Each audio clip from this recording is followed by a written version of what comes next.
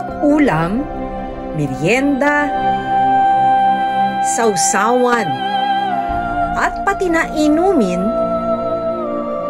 pinapalinamnam at pinapasarap ng isang sangkap. Isa sa pinakamatandang pampalasa sa mundo, ang asin. Pero alam nyo ba na kung dati 100% self-sufficient ang Pilipinas sa asin, ngayon, more than 90% ng ginagamit nating asin, imported na. Ito daw yung imported na asin. Ito naman yung local. Ang mga salt farmers sa bansa, unti-unti na rin nababawasan. May pag-asa pa bang muling makabangon ang salt industry sa Pilipinas?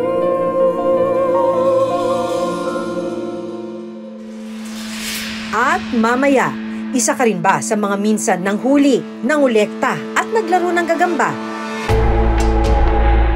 Ang nakilala naming kolektor, umaabot lang naman sa halos 100 ang inaalaga ang gagamba. Ang ibang gagamba naman, isinasali pa sa mga laban. Pero ngayong pandemya, kasabay ng online sabong ng mga manok, nakipagsabayan rin daw ang online sabong ng mga gagamba. At ang taya raw dito, umaabot ng 100,000. Dalawang pakbet. Sa Pasig City, matatagpuan ang isang kainan na halos 4 na dekada nang naghahain ng iba't ibang lutong Pinoy. 20 klase ng ulam ang niluluto ni na Annette Cruz araw-araw. 3 o'clock pa lang, nag-prepare na ng pagkain, palambot, prepare kasi parang pagdating ng 6 o'clock, may ulam na. 2 ginagakan, 4 na rice. Binabalik-balikan daw ng mga customer ang kanilang lutong ulam. Nag-umisa ako ng sandok 9 o 9:15. Hanggang ngayon kayo, sabi ko kanina, saan na sila? Ang daming ulam. Wala raw silang ginagamit na sikretong pampalasa, pero hindi raw pwedeng mawala sa kanilang kusina ang rock salt. Alam mo ang sikreto na rock salt ang ginagamit namin. Since na kami nag-umpisa dito, yun ang ginagamit. Ang kanilang cook na si Flor de Liza Lagrio, na 3 dekada na rito, tansyado na raw ang paglalagay ng asin at na-master na ang pagtitimpla ng bawat putahe. Kapag asin na rock salt, parang natural yung lasa. Mas masarap talaga kaysa iba-ibang ilagay pa naman.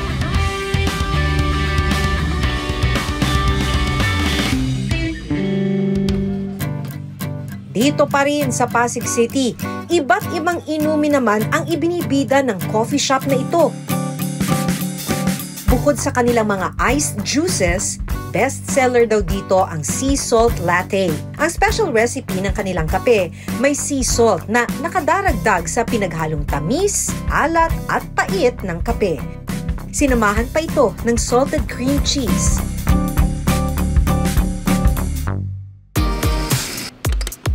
Bali po ang gagawin po natin today is yung best seller po ng Brewed Specialty Coffee, yung sea salt latte po.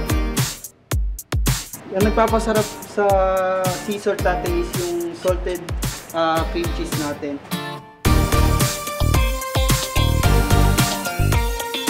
And then nilalagyan po siya ng ng rock salt. Sinong mag-aakala na ang pampaalat na asin pwedeng-pwede rin palang ihalo sa kape? Akala namin is pang pagkain lang talaga siya. Pwedeng parang pang condiments lang, pampaalat. Pumatok din po pala siya sa drinks. Pero bago pa man makarating sa ating mga kusina at kainan ang asin, nagsisimula ang produksyon nito sa salt farm. Tulad ng makikita sa Pangasinan, Bulacan, at dito sa Nasugbu, Batangas. Isa sa mga may-ari ng asinan dito ang mag-asawang Sherilyn at Jimmy Panganiban. Minana pa nila ito sa kanilang mga magulang. Itong buo na to, nasa 5.3 hectare po ito. Kaso nga lang po, ito, since ayan lang po yung asinan, nasa 2 hektarya lang po siguro yan. Ayun po, doon po ang storage namin ng tubig na maalat, sa banda dulo na yon. Tapos ito, yung asinan na yan. Ito yung tisa, ganito yung nakalagay doon sa may ilalim niyan. Dito nabubuo yung asin mismo. Makikita mo nandiyan siya sa ibabaw, nagbubuo-buo na siya dito. Magiging asin na siya, kakayurin na siya namin. Tuwing January hanggang May ang harvest season sa asinan. Kaya ngayong June, kinonvert muna nila ito sa palaisdaan.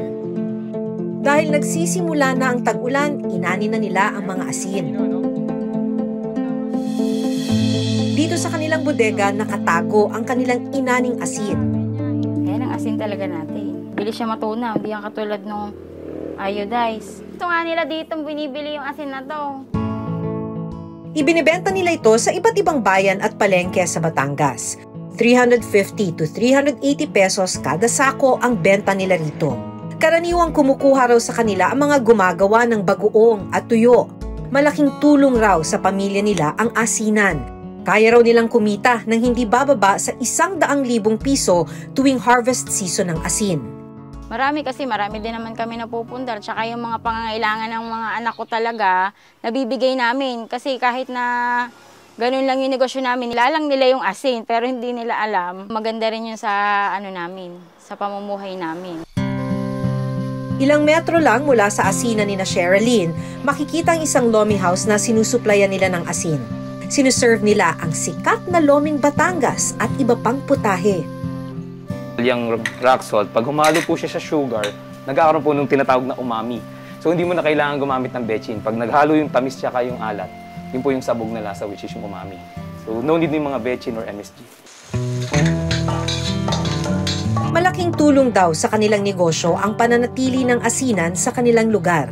Ginagamit niya sa kanilang kainan.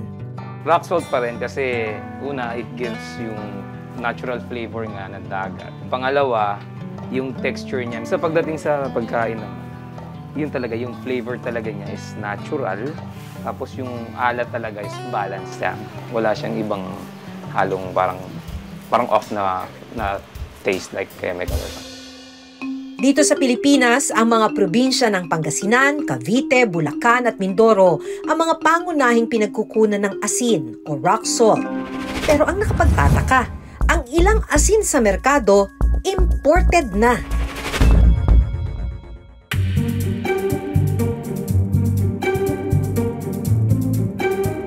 Galing saan yung rock salt na imported? Iba sa ibang bansa. Hindi nyo alam kung saan galing. Pero ba't nyo alam na imported? Sinasabi po kasi yung nagde-deliver po sa amin. Na ito imported. Opo. Tapos ito local. Opo. Tapos kasi po ma'am, sinasabi kasi nila pag mayroon po siyang matunaw. Yung imported. Ayon sa mga nakausap kong tindera, mas mabenta pa rin ang mga locally produced na asin kumpara sa imported na asin. Ito daw yung imported na asin. Ito naman yung local na asin. Galing daw to ng either Pangasinan or Mindoro. Yan, ito yung binibenta nila. Kung tutuusin, sa presyo, pareho lang. Kaso ang sinasabi daw sa kanila, nung kanila mga customer, mas gusto raw yung local. Hinahanap pa rin yung local dahil mas matagal daw matunaw itong asin. Tapos hindi siya kasing alat. Nakapagtataka na napaliligiran ang ating bansa ng karagatan pero nag-i-import tayo ng asin. Katunayan, 93% ng binibentang asin dito sa ating bansa ay imported.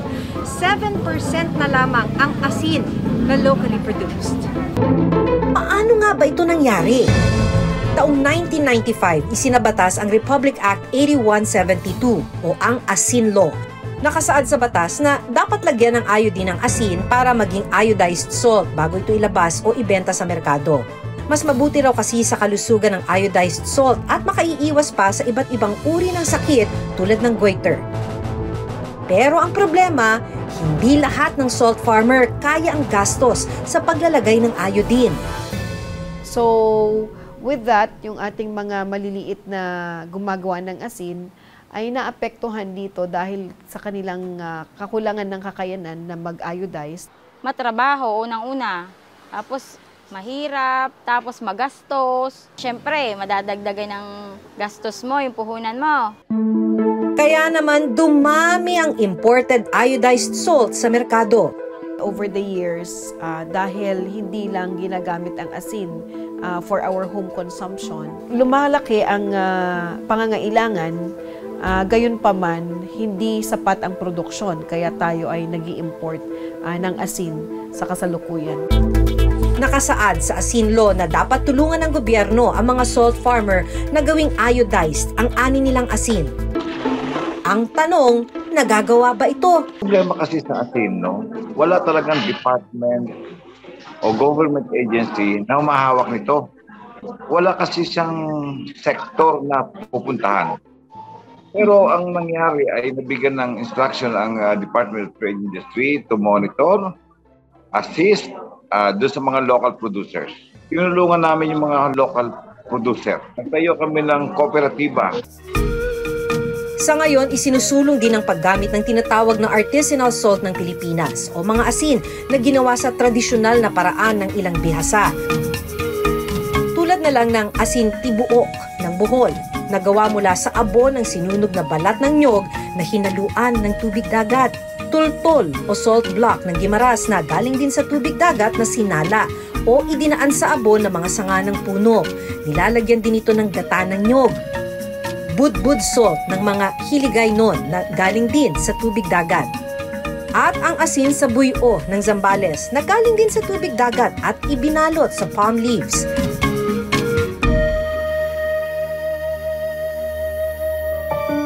Hindi lang daw simpleng pampalasa ang mga ito. Bahagi na ang mga asing ito ng ating kultura. Madalas sinasabi natin, inaalat kapag tayo ay minamalas. Pero ang alat na mula sa asin, swerte para sa ilang nakilala naming negosyo. Hindi kumpleto ang ating hapag kung wala ang mahalagang sangkap na ito, kaya dapat lang na masuportahan ang mga nagpapagod, makagawa lang ng asin. Ako si Maki Pulido at ito ang Reporter's Notebook. Marami sa atin, minsan naging libangan ang paglalaro ng gagamba.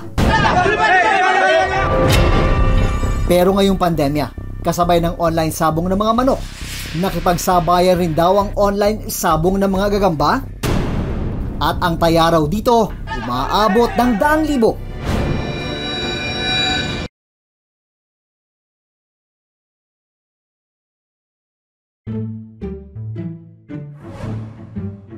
Marami sa atin, minsan naging libangan ang paglalaro ng gagamba. Isa ka rin ba sa mga nanghuli at nangolekta nito?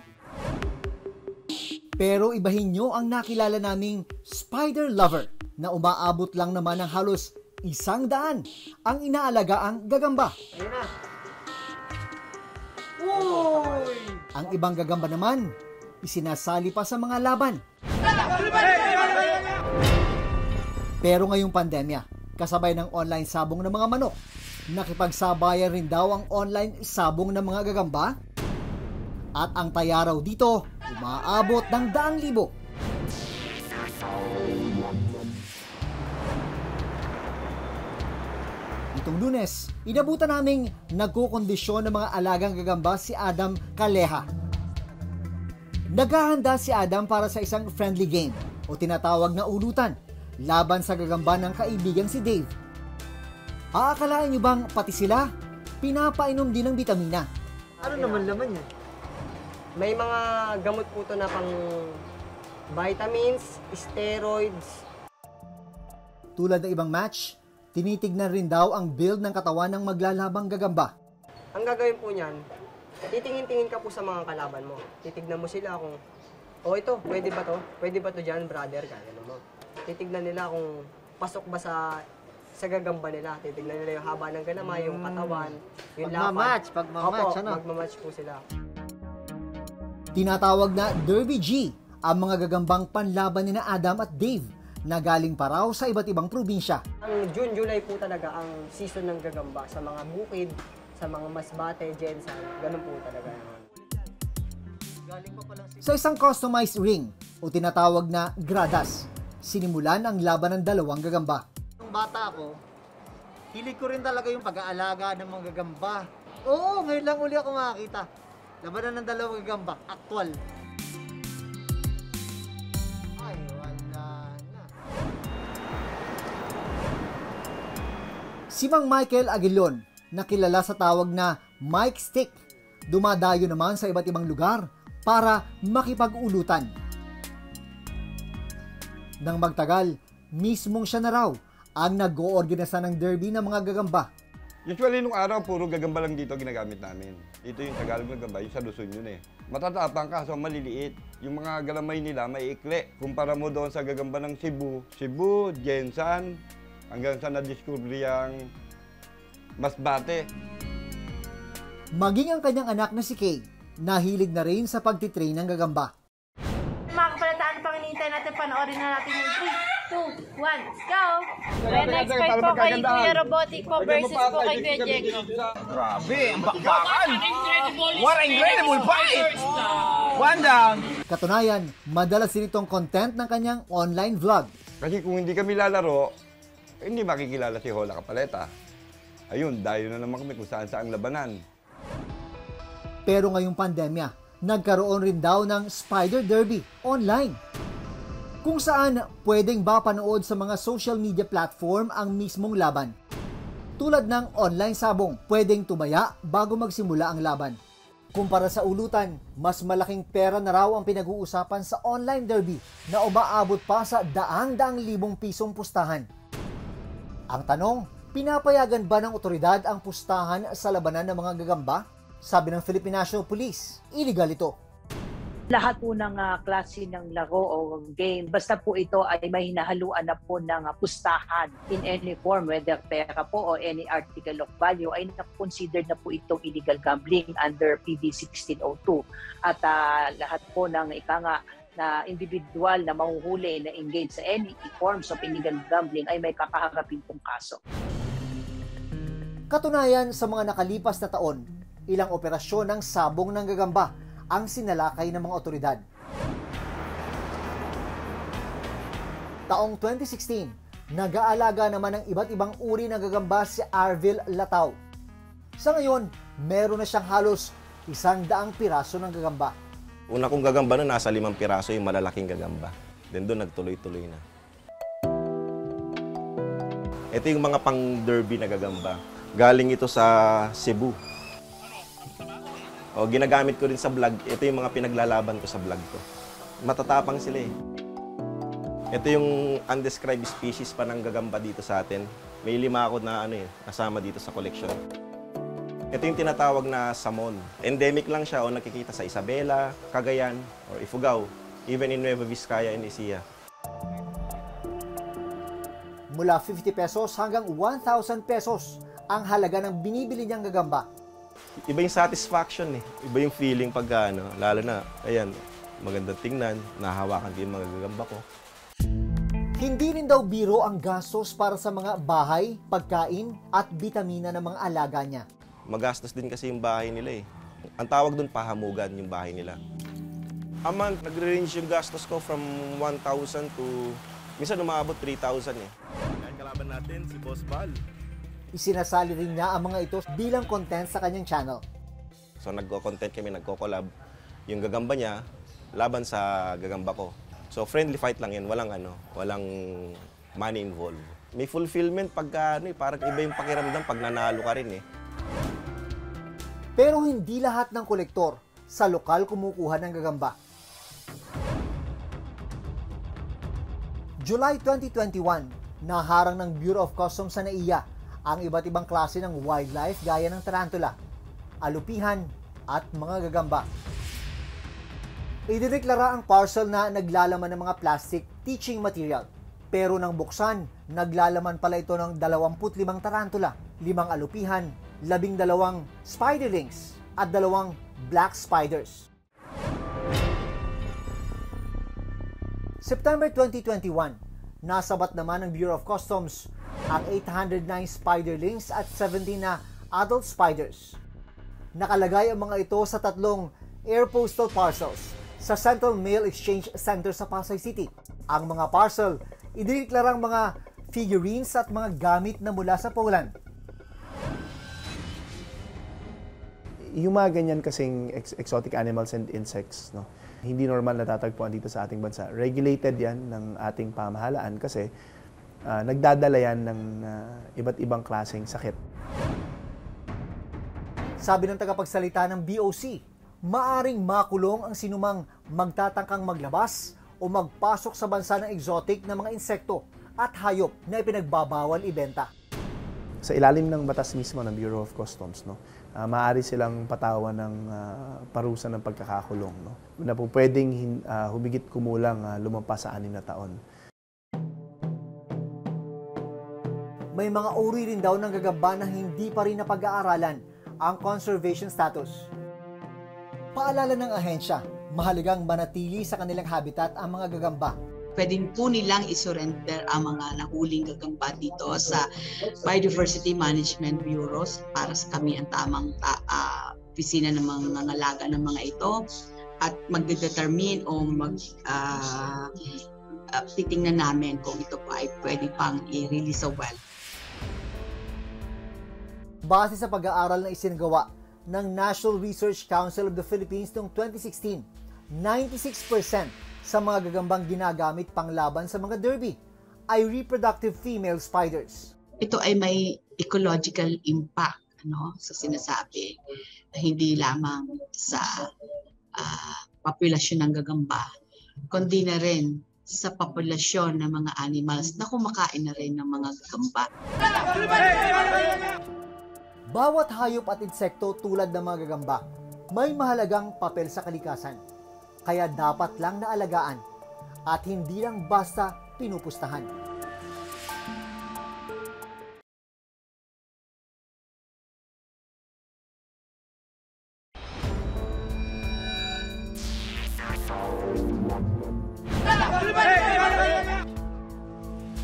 Bawat hayop at insekto tulad ng mga gagamba may mahalagang papel sa kalikasan. Kaya dapat lang naalagaan at hindi lang basta pinupustahan. Ako si Jun Veneracion at ito ang Reporter's Notebook.